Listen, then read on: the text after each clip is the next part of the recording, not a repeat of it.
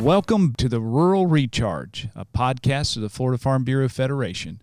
Rural Recharge is a guided conversation that allows you to cut through the noise and multitude of information out there. You should be able to trust your sources, which is why we're a platform that comes straight from the source, the farmers and ranchers growing what we eat, wear, and use every day.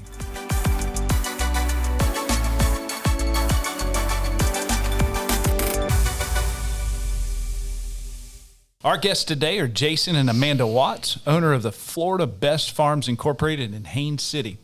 Jason has been named the Florida Farm Bureau Farmer of the Year, and he and Amanda have continually been leaders in agriculture and within their community. And as Florida Farm Bureau Farmer of the Year, Mr. Watts will advance to the Sunbelt Ag Expo Southeastern Farmer of the Year contest in Moultrie, Georgia this upcoming October. There he will compete with 9 other states for the prestigious title. Mr. Watts was involved with production agriculture from a young age. He has a reputation for implementing innovative farming practices to improve efficiency. And his family grows blueberries, muscadine grapes, and raises beef cattle. Their packing facility processes more than 2 million pounds of blueberries per year. And Jason, Amanda, welcome and thank you for joining us today. Oh, thank you. Thank you very much. I appreciate it. We appreciate you being willing to represent Florida agriculture and being Florida Farmer of the Year. Congratulations. That's exciting. That is I'm very proud trying to take it all in.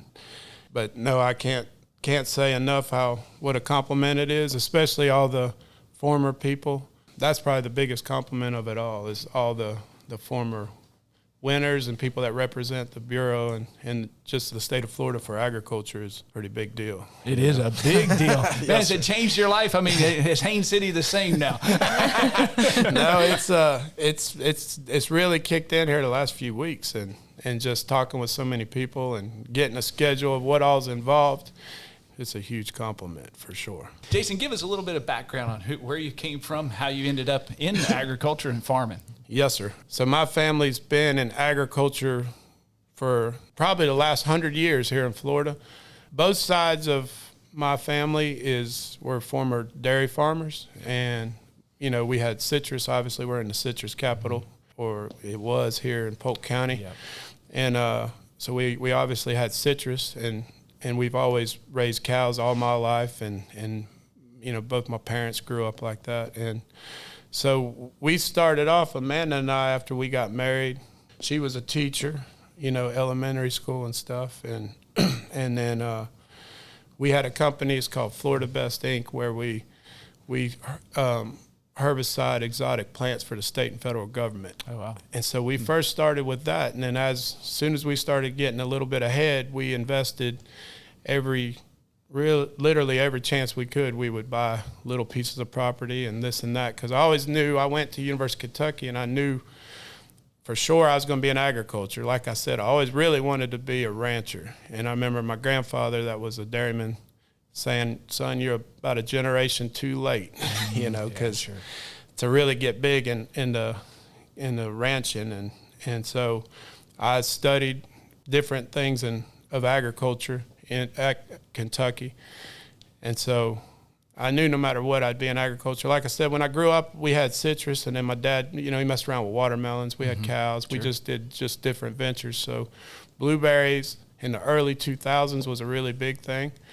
And so it just made sense to get in with blueberries. And plus you could start with smaller acreage, because Amanda and I, when we first got married, you don't have any money. And so we had to start small, so we started off with 10 acres and just have been blessed since then, truthfully. Good Lord has truly blessed us.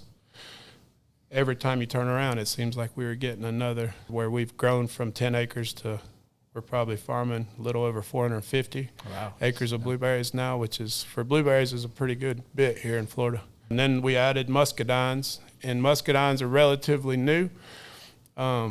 It's not something new, but it's still, to this day, it's kind of unheard of, especially, it only grows in the southeast, but most people don't know what a muscadine really is unless you grew up kind of in the country and found them in the woods, like that. Most people don't know that you can eat them, number one, but then you usually have muscadine wine is the main thing that's made with it, but we do the fresh side. And so it was our main thinking for really trying it here for Florida is because in the month of July, we're basically the only place you can get it in the world, because it kicks off and starts really big in Georgia and North Carolina is the big markets for muscadines, and that's in around 1st of August. It starts in Georgia and then moves on to North Carolina. So we start about 4th of July is basically the arbitrary start date, 1st of July. And so we kind of have a little niche there was our reasoning for it. The demand is definitely there. Just the supply on our end, we're still trying to get the volume up because you just have such different ground between here in Georgia and here in North Carolina, you know. So, and then we had the hurricane last year, which that one hurt us pretty good, you know, for everything, like most people that, you know, was affected. And you're in the beef cattle too? Yes, sir. Tell a little bit about yes, that. Yes, sir. We got we run mostly just like F1 Brangus cattle, and we've done cattle for probably most of our marriage, I guess, pretty close to it. And our kids have all been involved in it. We used to run cows when I was a little boy up to Alabama a lot. My dad had partners with a guy, and they had a pretty good chunk of land up there. And all the time growing up, we'd buy for down here and haul up there and back and forth. And so we've been messing with cows for last 20 years or so as far as our family. So we're sitting here in Haines City, Florida. That's Polk County. Yes, you sir. mentioned Lake County. Describe where it is for a lot of people that may be listening and have no idea where Polk County. I know it's Imperial Polk County, and I know we're in Haines City, but some people may not know where it is. Help us to understand where it is in Florida. Amanda and I, we used to have a little tradition. We would, before blueberry season every year, we would go to a rodeo, and we'd go to Dallas, Fort Worth Road Stock Show a lot. And so when we're out there, different parts, and we're explaining, because you say Florida and you say agriculture, people automatically they're like, what? And then you sit here and try to explain how much Florida does in agriculture and the impact, and how they're number 4 for sweet corn, or, you know, all these different things that we have. And I always say it's in between Orlando and Tampa. There's a main road, and we're just south of that main road about 15 miles. That's it. That's it. Because everybody knows those two places. And then I say, you know, Disney World, and of course everybody knows Disney World. And I said, well, as a crow flies, we're probably 20 miles from Disney World, but if you'd have to drive it, it's a whole lot longer than that. That's for sure, you know. But we're a lot of sand out here for sure. This is all just grove land forever and a day. You know, my great-grandfather in the early 1900s, a lot of this land around here, and it's cool to tell my kids when we're driving around, he was a grove caretaker, and besides, we owned a lot of stuff just here in a 5-mile radius, and it's always neat. Sad to see a lot of it getting pushed up, sure. You know, but sure. It's neat knowing my great-grandfather was in charge of a lot of it back then. And a little interesting fact, he was the first guy to send citrus to the Netherlands. Oh, wow. And fresh. Yeah, remember the magazine Reader's Digest? Oh, absolutely.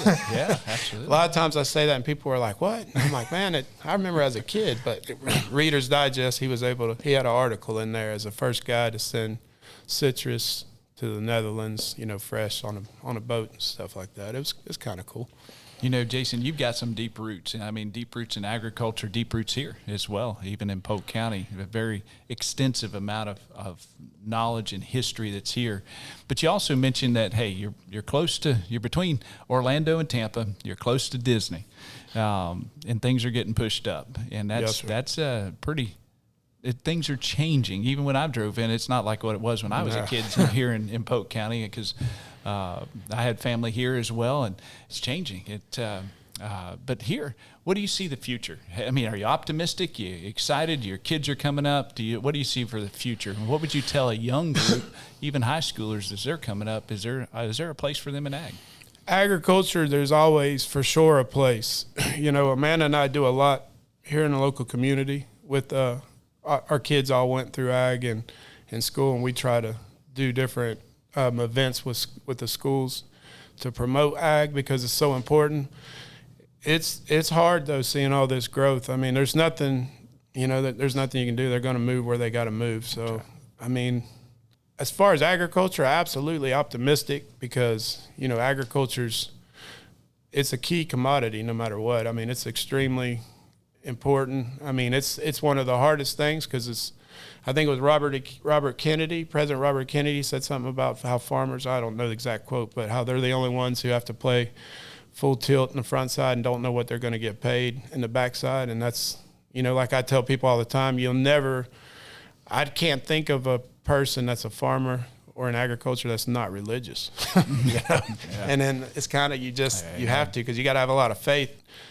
I'm very optimistic for agriculture for this area. It has changed though. And there's it's no sense trying to stop anything. You just, we've hunkered down and we have our areas and we plan on keep on farming and keep going though. And like we're gonna add in the off season, we're gonna start doing some imported fruit and be running blueberries about 10 months out of the year. Oh wow! And so that's how we're adjusting to try to keep it going. Where before we were more just doing Florida and that's all we focused on. And that's how we originally first started our packing house, was kind of to still give a home for the little guy, the little farmer. Yeah.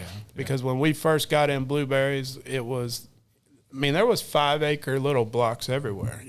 Blueberries really took off because, it really was a gold mine, and a small guy with 5 acres can make it. Now those days I think are gone for good. You have to have, some bigger farms, and you have to be diversified a little bit on how you do it. But there's still, Florida starts off the domestic season for blueberries, so it's going to always remain very important. But just agriculture in general in Florida is just a huge business, and there's always something you can do. There's no doubt. It's going to change, but it's there's not you definitely, we got to eat no matter what. That's right. So change is inevitable. Yes, but sir. What about challenge? What if you were to name, what is your biggest challenge you face? What do you think is the biggest challenge facing agriculture here in Central Florida?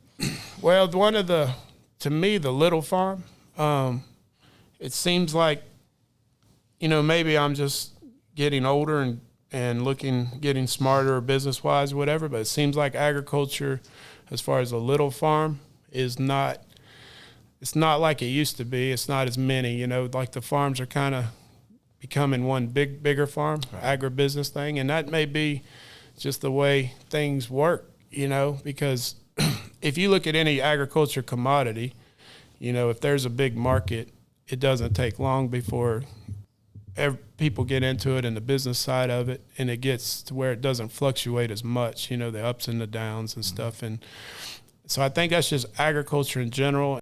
As far as my biggest challenge, I think for just agriculture is for the smaller guy to still be able to stay in it, because the number of farms that just here in America, I don't remember the exact thing, but I remember it was comparable to like the mid 1800s as far as the number of actual small farms, where, back in the days, everybody had a small farm and stuff, and that was just part of life. You just grew your own food and all that.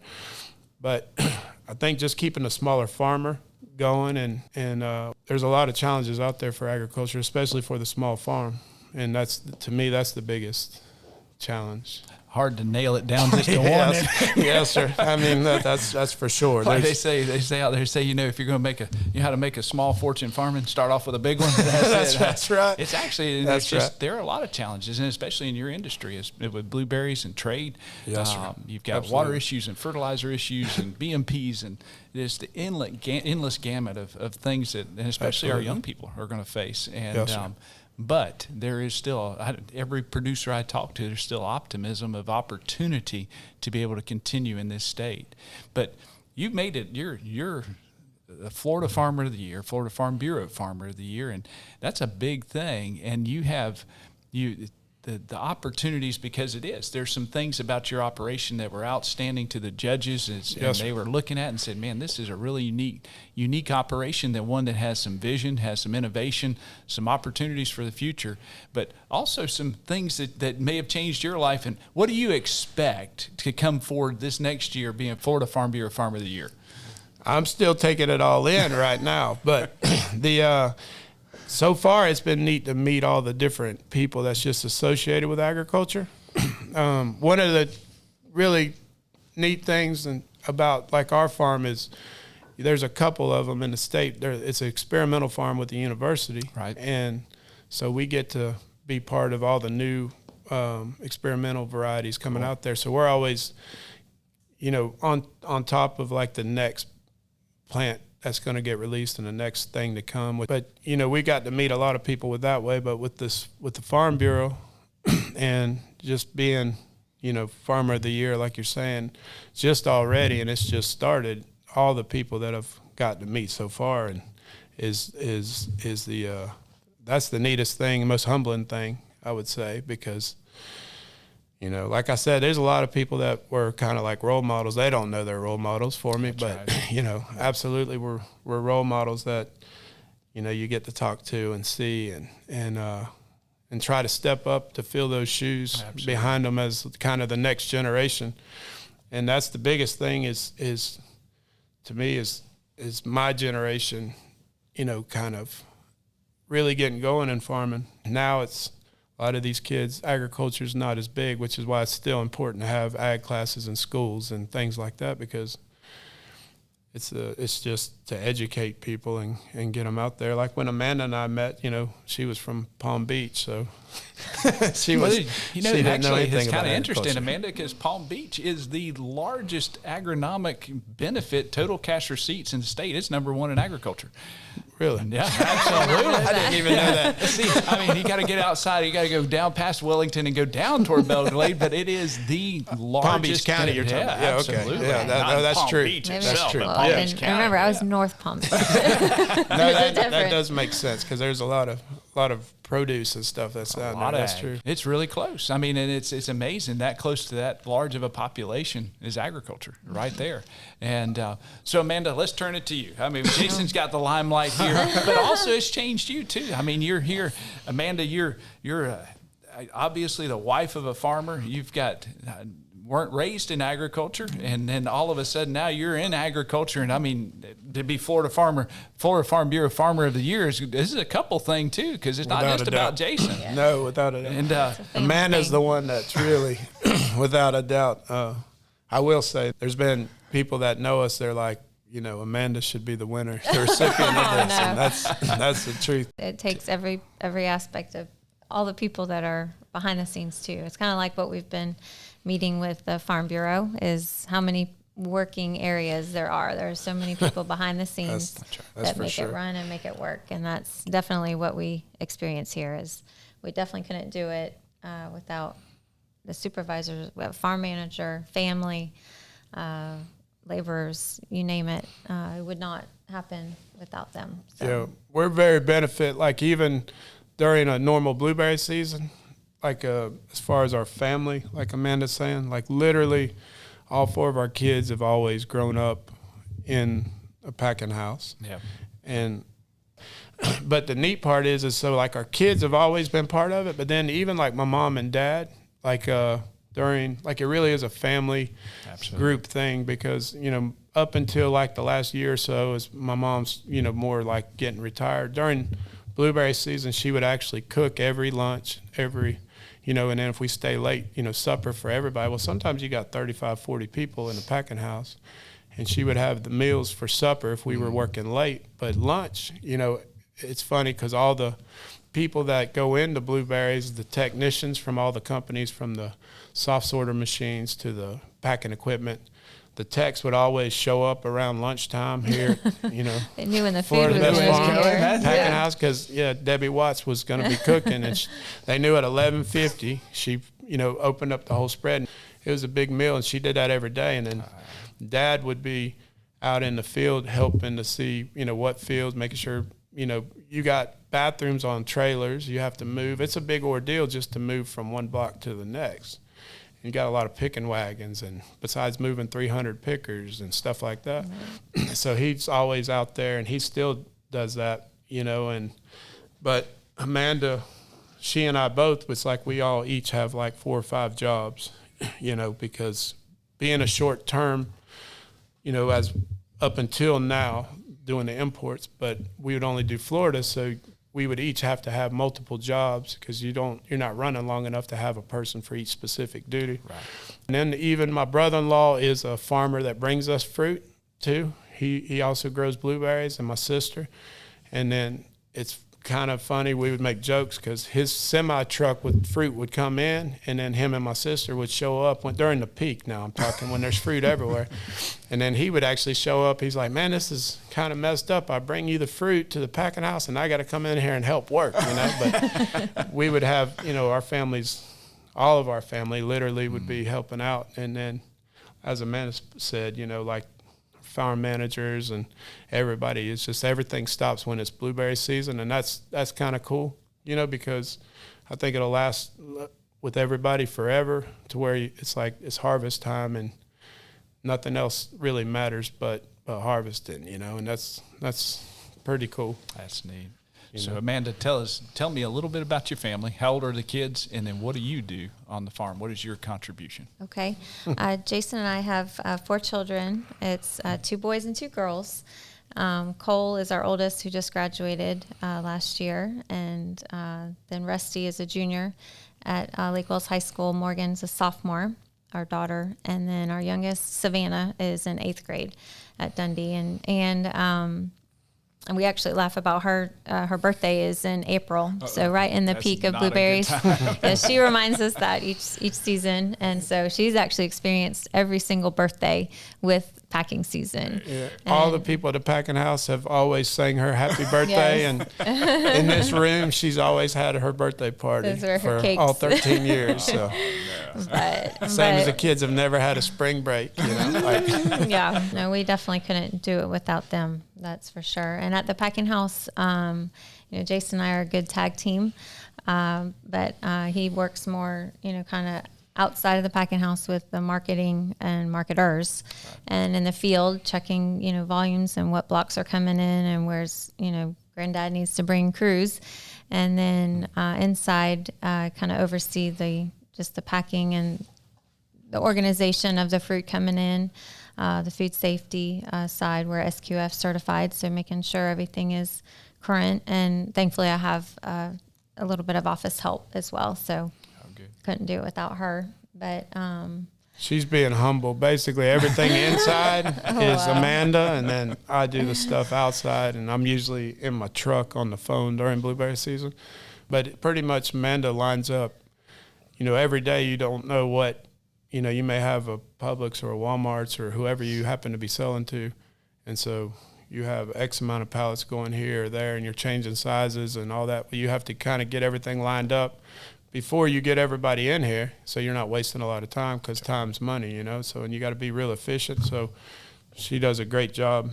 So she pretty much truly does run everything inside the packing house.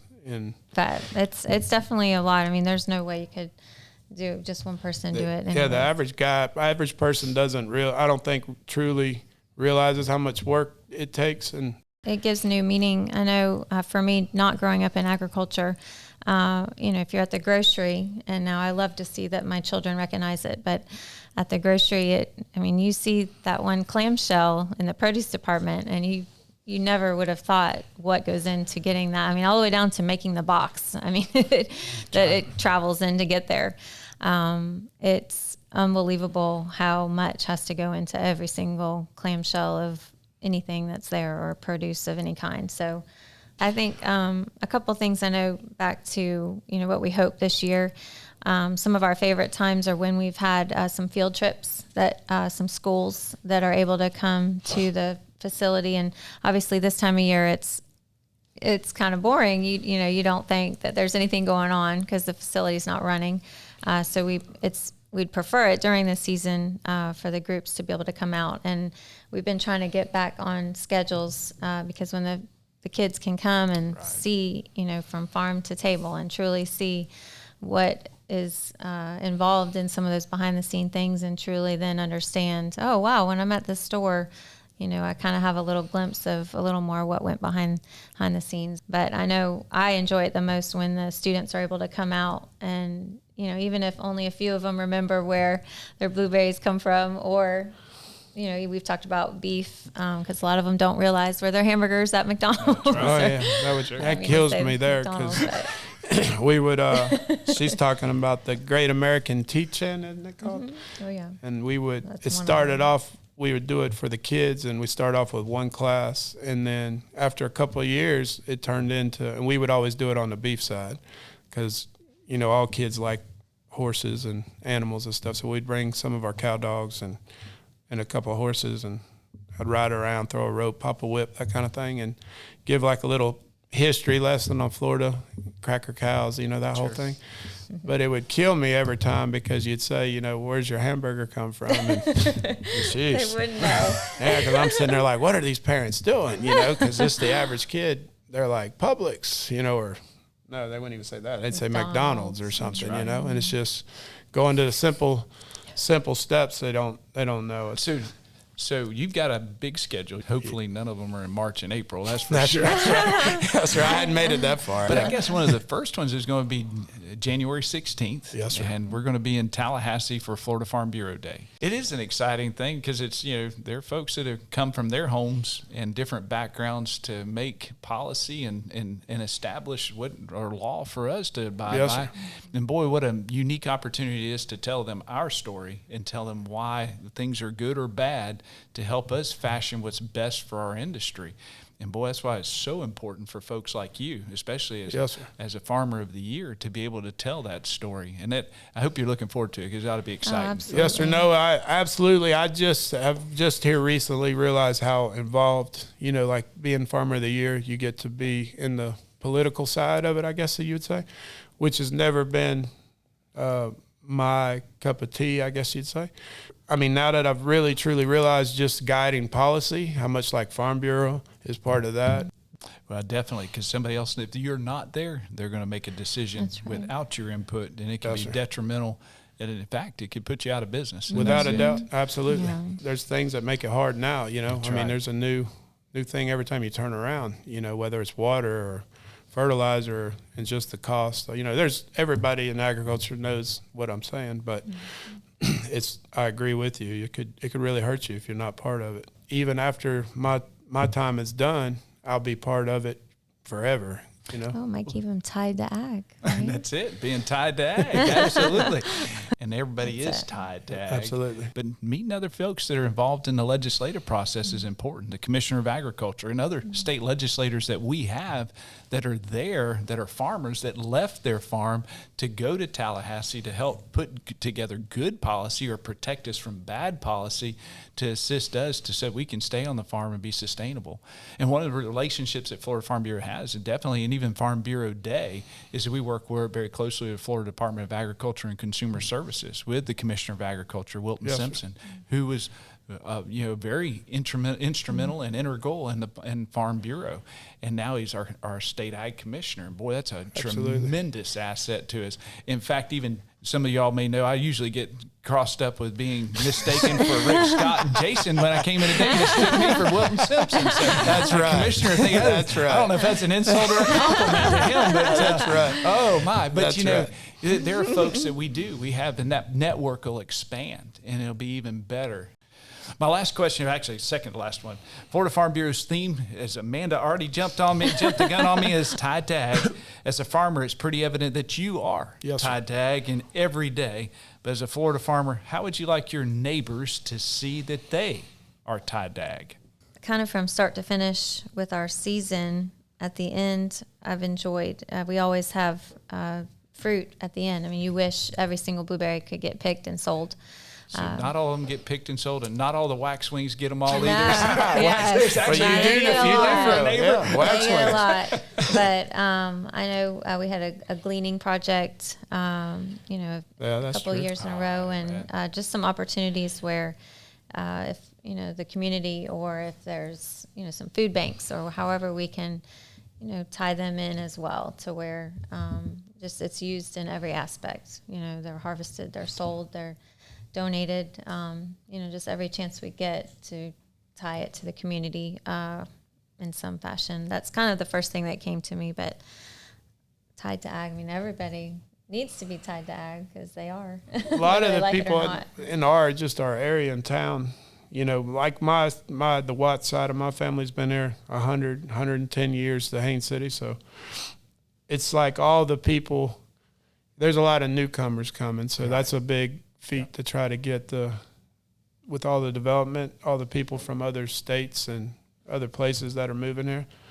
We definitely have to get them involved. Well, I think just in the ways that Jason will represent as Farmer of the Year through education, just whether it's from the students at the school, we want to take every opportunity we can to educate and show, whether it's a field trip or we get to go to the schools. And then during our season, we hope to open up the facility a little more and have some visitors. And I think it's just the more you educate, it's really the only way people can understand. Be involved as we are in the community, and maybe even step it up a little bit. Just here local, to where they see that farmers are really trying to help out the local community, and the impact that you have. Try to do that.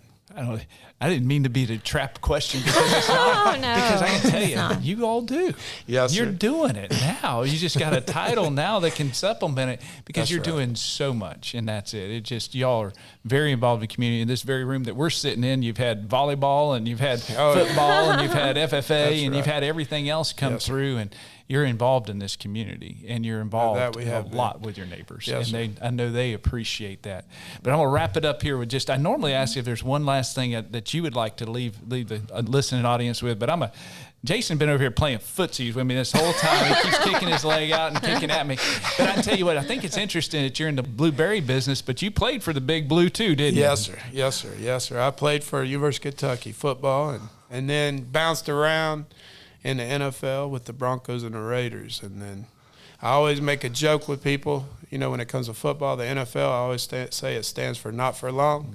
Because I remember an old veteran when I was a rookie saying that quote, and that's kind of what I always say. People say, well, who'd you play for, this or that? I say, well, I was there. I just stayed hurt a lot. But, I think I broke about everything from one time or another, It's amazing. You go from no injuries to, by the time you get to there, it just seemed like every time I turned around, there was something. But I've always said with my church, always used to give a testimony that it took me probably 10 years after football before I realized that God just had a different plan. Amen. And I didn't, because I've told my kids this story. I said, not one time can I ever think about that I prayed, to God, does he want me to play football? Because you just assume, who does not want you to play in the NFL? That's just a given. Of course you're supposed to do that.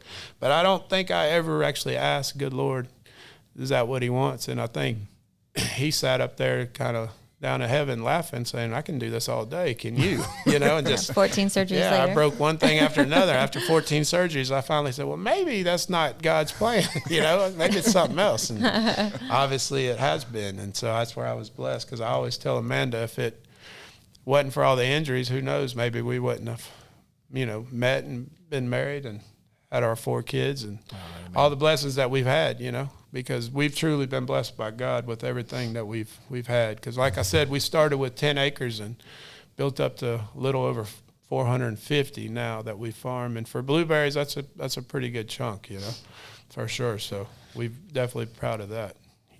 I can tell you what, I can sum up today I think in 3 words, and that's faith, family, and farm.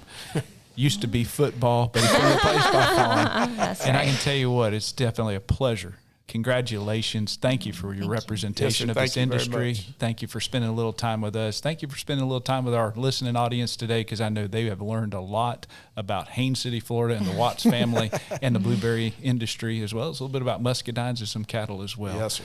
We appreciate y'all and look forward to this next year. And for all those listening, till the next time, thank you for listening today. Bye-bye. Thank you. Thank you.